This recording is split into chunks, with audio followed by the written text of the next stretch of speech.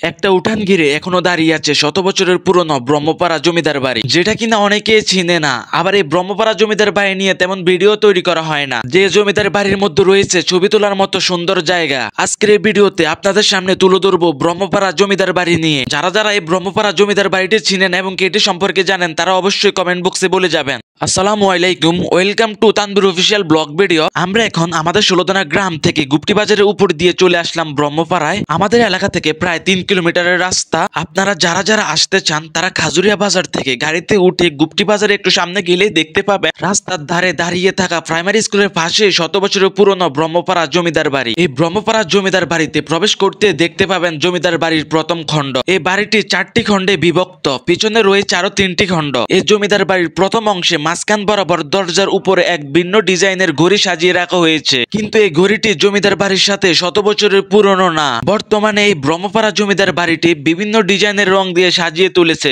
আর এই ভিডিওটি শেয়ার দিয়ে অন্যান্য মানুষদেরকেও দেখার সুযোগ করে দিবেন, যাতে তারাও জানতে পারে এই ব্রহ্মপাড়ায় কত সুন্দর একটি জমিদার বাড়ি রয়েছে।